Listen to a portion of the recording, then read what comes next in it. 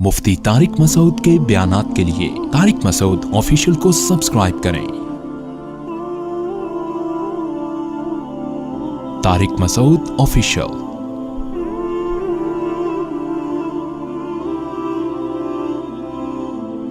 फला तअलमु नफ्सुम मा उख्फिय लहुम मिन कुर्रति आयुन, किसी नफ्स को खबर नहीं है अपने बंदों के लिए आंखों की ठंडक का सामान हमने कैसा छुपा के रखा हुआ है। तभी तो शुहदा की करामतें इतनी हैं, बहुत सारे शुहदा के वाकयात हैं कि दुनिया से जाते हुए उनको अल्लाह ने जन्नत दिखाई है, दुनिया से जाते हुए जन्नत नजर आई है, उन्होंने बताया है लोगों को।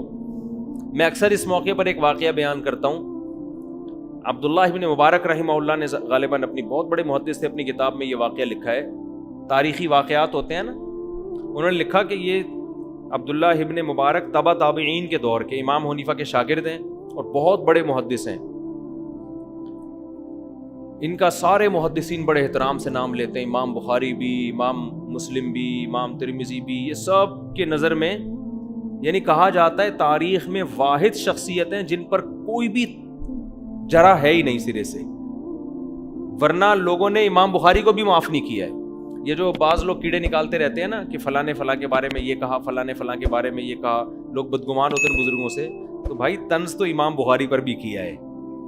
अगर कोई इमाम बुखारी के बारे में निकाल के दिखाना चाहे ना फ़लाँ ने इमाम बुखारी को ये कहा, तो वो उन पे भी मिलता है।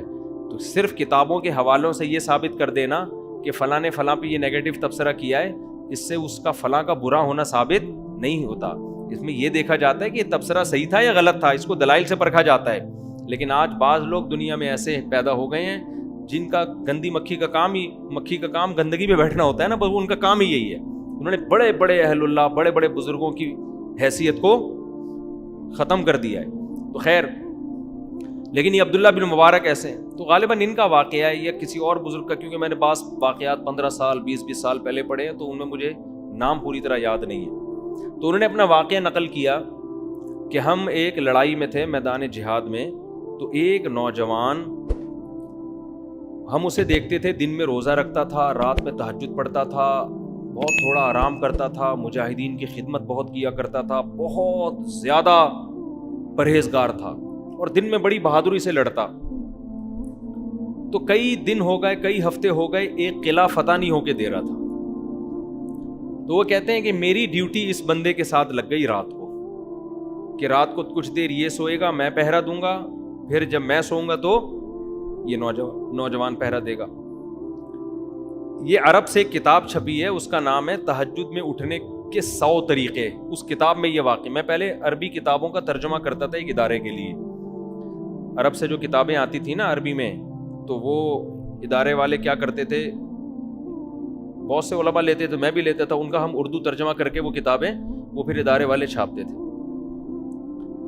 तो वो एक अरब आलिम ने किताब लिखी, बड़ी ज़बरदस्त किताब थी। तो उसमें ये वाक़या लिखा कि उस नौजवान के साथ इनकी रात गुजारनी थी इन्होंने। तो क्या हुआ, कहते हैं कि एक दिन मैंने देखा कि ये सोया है और जब मैंने इसको नींद से बेदार किया तो उठते ही रोना शुरू कर दिया इसने। तो मैंने कहा भाई क्या हो गया, तो इसने वो मंजर बताया अपना। इसने कहा कि मैंने ख्वाब देखा, ख्वाब में मुझे खूबसूरत जन्नत दिखाई गई, ऐसी जन्नत जैसे कुरान कहता है जो ना किसी आंख ने देखी और न किसी कान ने सुनी। कहता है मैं आगे गया तो बहुत खूबसूरत औरतें, बहुत खूबसूरत औरतें। कह रहे मेरा दिल उनकी तरफ माइल होने लगा। तो मुझे उन फरिश्तों ने कहा कि ये तुम्हारी बांदियाँ हैं, ये तुम्हारी बीवी नहीं है, तुम्हारी बीवी आगे है, वो इनसे भी ज़्यादा खूबसूरत। अब आपके कान खड़े हो जाएंगे जब भी ऐसी कोई बात आती है ना। तो वो चले गए, वो कहते हैं मुझे लेकर गए। तो मैं जब आगे गया हूँ, इतनी खूबसूरत जो अल्लाह ने जन्नत की नक्शा खींचा है कुरान मजीद में, कह रहे हैं जब मैं करीब गया हूँ वहाँ तो एक खूबसूरत कमरा, जैसे दुल्हन का कमरा सजा हुआ होता है, एक तख्त पे एक बहुत हसीन औरत, बहुत ही हसीन, उसके सामने इफ्तारी का सामान रखा हुआ है, खाने पीने का, इफ्तारी का नहीं होता सामान। तो कहते हैं मुझे बताने वाले ने बताया कि ये तुम्हारी ज़ौजा है और तुमने इसके साथ रोज़ा आज इफ्तार करना है। अब रात के वक्त किसकी तो ख्वाब आ रहा है ना इसको, کہہ رہے میرا تو ایسا دل کہ میں اس کے قریب جاؤں، میرا دل للچا رہا ہے. کہہ رہے جیسے ہی میں اس کے قریب گیا اور میں نے کہا میں افطاری کروں تو اس نے میرا ہاتھ پکڑ لیا اور کہا ابھی تمہارا ٹائم نہیں ہوا ہے. جب افطاری کا ٹائم ہوگا نا، جو یعنی حقیقت میں افطاری کے ٹائم، کل تم نے روزہ میرے ساتھ افطار کرنا ہے، کل تم نے روزہ میرے ساتھ افطار کرنا ہے. کہہ رہے ہیں اس دوران آپ نے مجھے آ کے اٹھا دیا تو میرا وہ سارا خواب مجھے اس منظر پہ رونا آ رہا ہے، اتنا حسین منظر. لیکن اس نے کل کا وعدہ کیا کہ کل تمہارا روزہ کس کے ساتھ افطار ہوگا؟ میرے ساتھ. تو وہ بزرگ کہتے ہیں کہ مجھے لگا کہ یہ کل شہید ہو جائے گا نا، کیونکہ روزے تو یہ روز رکھتا ہے. حدیث میں آتا ہے میدان جہاد میں جو ایک روزہ رکھتا ہے 1 سال کے روزوں کے برابر ہے. لیکن علماء نے لکھا ہے یہ فضیلت اس کے لیے ہے جس کو روزہ رکھنے کے بعد لڑنے میں کمزوری نہ ہو. اگر روزہ رکھنے کے بعد یہ خطرہ ہے کہ ہم کمزور ہو کے لڑ نہیں پکیں، پھر روزہ رکھنا جائز نہیں ہے، کیونکہ پہلے دشمن ہے. تو کہتے ہیں کہ یہ اس کا روزہ تھا تو میں سمجھ رہا تھا اب شہادت ہو جائے گی، اس کی کچھ بھی نہیں ہوا. تو مجھے ایک خیال آنے لگا کہ جھوٹا خواب ہوگا اس کا. کہتے ہیں کہ سارا دن یہ بہادری سے لڑا بھی، پھر بھی شہید نہیں ہوا. کہہ رہے ہیں پھر ہم نے افطاری کا سامان لا کے رکھ دیا اور ان کو خیال ہونے لگا کہ یار ایسے ہی خواب تھا، ایک پراگندہ خیال ہوگا، آ گیا ہوگا. کہہ رہے ہیں ادھر یہ افطاری پہ بیٹھنے کا وقت آیا ہے، قلعے سے ایک تیر آ کے اس کے سینے میں لگا اور یہ وہیں کلمہ پڑھ کے شہید ہو گیا. اب وہ جو بزرگ تھے نا، ان کی یہ غالباً عبداللہ بن مبارک تھے. کہہ رہے میری یہ کیفیت کہ میں نے تو یہ سارا خواب، یعنی اس نے مجھے سنایا تھا نا کہ این تمہاری مجھ سے ملاقات کب ہوگی؟ افطاری کے ٹائم. کہہ رہے میں نے زور سے، وہ کہتے ہیں میں نے چیخ ماری نا پورے لشکر میں کہ یہ شخص کامیاب ہو گیا. اور کہہ رہے پھر میں نے سب کو بلا کے اس کا خواب سنایا کہ کیسا اللہ نے خواب سچا کیا ہے، کہ اس حور نے اس سے وعدہ کیا تھا کہ کل تمہاری افطاری کس کے ساتھ ہوگی. یہ مجاہدین کے ایک واقعات نہیں ہیں، مجاہدین کی تو کیونکہ وہ بہت زیادہ قربانی دے رہے ہوتے ہیں نا، تو ان کی کو اللہ کی طرف سے موٹیویشن دوسروں سے زیادہ ملتی ہے. میں اکثر بتاتا ہوں نا، شہیدوں کے خون کی خوشبو میں نے اپنی ناک سے سونگھی ہے، ایک بار نہیں متعدد بار سونگھی ہے. ورنہ عقلی طور پر یہ پاسبل نہیں ہے کہ ایک آدمی شہید ہو رہا ہے اس کے بلڈ میں خوشبو آ رہی ہے.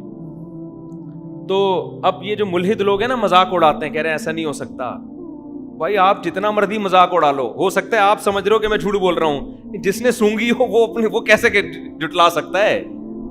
اور میں ایک اکیلا نہیں ہوں اس پہ گواہ، آپ کو سینکڑوں لوگ دکھا سکتا ہوں جنہوں نے شہداء کے خون کی خوشبوئیں سونگھی ہیں. کتنے لوگ جھوٹ بولیں گے، کتنے لوگ. تو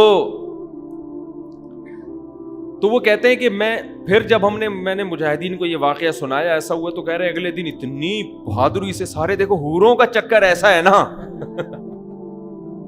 مرد ہر چیز پہ کمپرومائز کر لیتا ہے، عورت پہ کمپرومائز نہیں کرتا. تبھی تو قرآن حدیث میں آتا ہے، میں نے نبی صلی اللہ علیہ وسلم کی بخاری کی حدیث ہے کہ میں نے مردوں کے لیے اپنے بعد عورت سے بڑا فتنہ کوئی نہیں چھوڑا. اس لیے کہ مرد ہر جگہ کمپرومائز کرتا ہے، عورت کے فتنے میں جب آتا ہے برباد.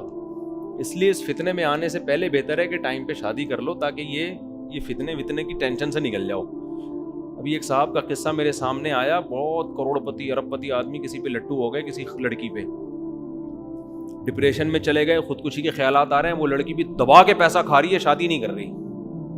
یہ شادی کے پیچھے پڑا ہوا ہے، وہ شادی نہیں کر رہی، وہ بھی گھنڈی بنی ہوئی کھائے جا رہی ہے. اس کے دوست اس کو سمجھا رہے ہیں، ابے لڑکی تیرے پیسے سے کو ختم کر کے، جب پیسہ ختم ہوگا نا تو لڑکی بھی جائے گی اور پیسہ بھی جائے گا. لیکن کئی مردوں کے دیوالیے ہو چکے ہیں، اپنی معشوقہ پہ پیسے اڑا کے پھر سگریٹ پینا شروع کرتے ہیں، پھر شراب پیتے ہیں، پھر ایسے غم میں بیٹھے ہوئے ہوتے ہیں، پھر مر رہے ہوتے ہیں، پھر محبوبہ کو تصویریں بنا کے بھیج رہے ہوتے ہیں، تمہارے غم میں دیوانہ ہو گیا، اس کی صحت پہ 5 روپے کا بھی فرق نہیں پڑ رہا ہوتا. یہ سمجھ رہا ہوتا ہے میرے مجنو جیسے بال اور کھلے گریبان، اور میرے یہ جو ایکس رے رپورٹ میں نے یہاں بنا لی ہے پوری پسلیاں، یہ دیکھ کے وہ پاگل ہو جائے گی. وہ پاگل نہیں ہوگی، سمجھ رہے ہو؟ بالکل بھی پاگل. وہ کہے گا تو عاشق ہے، میں تھوڑی عاشق ہوں. وہ آپ کو لوٹے گی مزے سے، اس کے بعد نچوڑ کو پتلی کری سی. میں نے تو ایک واقعہ یہاں سنایا تھا آپ لوگوں کو. ایک جاننے والے تھے، وہ عاشق ہو گئے تھے کسی لڑکی پہ، کمپنی کے مینیجر تھے. ینگ تھا وہ لڑکا, عاشق ہو گیا, اتنا عشق ہو گیا, لڑکی نے بھی پیسے دبا کے لینا شروع کیے اس سے. اب جناب شادی نہیں کر رہی کہ شادی ٹائم پہ ہوگی, وہی ایکچولی کر کے نا, ابھی ایجوکیشن ہے, ایکچولی وہ بھی ایکچولی کے چکر میں آئے ہوئے. تو ان کو لوگوں نے سمجھایا بھائی شادی کرنی رہی ہے, چھوڑ یار. اتنا پیسہ اس بندے نے لوٹا دیا اس کے اوپر کہ بالآخر کمپنی میں اس کی حاضریاں کم اور ڈیٹیں لگنی شروع. یہ مجھے خود انہوں نے واقعہ سنایا. بالآخر قصہ یہ ہوا کہ جاب لیس ہو گیا. اس کے عشق میں کیا ہو گیا, جاب. ادھر ٹائم زیادہ لگ رہا ہے, ادھر کمپنی نے نکال دیا. پہلے 2-3 وارننگ دی, نکال دیا. تو ان کو خیال ہوا کہ میری محبوبہ تو اب میرے اوپر اور عاشق ہو جائے گی کہ میری محبت میں تمہاری جاب بھی گئی. محبوبہ کو جیسے ہی پتہ چلا نا جاب لیس ہو گیا, اس نے فوراً ٹھینگا دکھا دیا. اس زمانے میں متحدہ کی بھی بڑی حکومت تھی, تو اس نے دھمکیاں شمکیاں لگائیں کہ میں یہ کر دوں گا, میں یوں کر دوں گا. لڑکی نے متحدہ والوں کو انوالو کیا, چترول لگوا دوں گی, تیری بوٹیاں بھی نہیں ملیں گی کسی. صحیح ہے نا. اچھا یہ لوگ چھپ کے نکاح بھی کر چکے تھے, رخصت ہی نہیں ہونے دی تھی, لڑکی ہوشیار تھی, چھپ کے نکاح بھی, تو طلاقیں بھی دلوا دیں. صحیح ہے نا. تو طلاقیں بھی اس کو زبان سے گن پوائنٹ پہ لڑکی نے تعلقات. وہ ظاہر ہے اتنا پیسہ اس نے انویسٹ کر لیا تھا کہ وہ پیسوں سے اب وہ پٹائی بھی لگوا سکتی اسی کے پیسے سے. وہ بھی ہوشیار تھی, اس نے پیسہ کچھ کھایا, کچھ جمع کیا کہ اسی پیسے سے اسی کو بھی پٹواؤں گی جب یہ طلاق نہیں دے گا. تو اس کو پٹوا کے زبان سے طلاقیں بھی نکلوا دیں. اس بیچارے کو ہارٹ اٹیک ہوا ٹینشن میں, کم عمری میں, اور دل میں وال لگے ہوئے ہیں.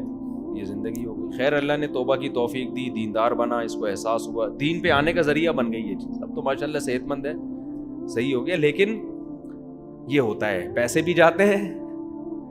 تو یہ عورت اس طرح سے مرد کے لیے فتنہ بنتی ہے. اس لیے ہم کہتے ہیں بر وقت ٹائم پہ شادی وادی ہو جائے نا, تو ان بکھیڑوں سے انسان بچ جاتا ہے, بہت حد تک صحیح ہو جاتا ہے.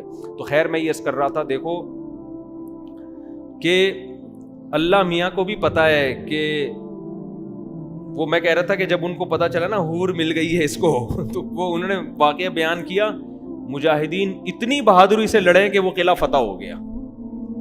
ہر ایک کی خواہش ہوگی کہ میں بھی شہید ہو جاؤں. تو بعض دفعہ اللہ کی طرف سے چیزیں دکھا دی جاتی ہیں, موٹیویشن ملتی ہے. تو آج ہمارے لبرل لوگ, ملحد لوگ حوروں کا مذاق اڑاتے ہیں کہ یہ مولویوں نے بے وقوف بنانے کے لیے حوروں کی لالچ دی ہوئی ہے. او بھائی, یہ مولویوں نے لالچ نہیں دی, یہ ہمارے رب نے بتایا ہے کہ ایک عیش و عشرت تم نے دنیا میں دیکھا ہے, ایک عیش وہ ہے جو اللہ اپنے نیک بندوں کو قیامت کے دن دے گا.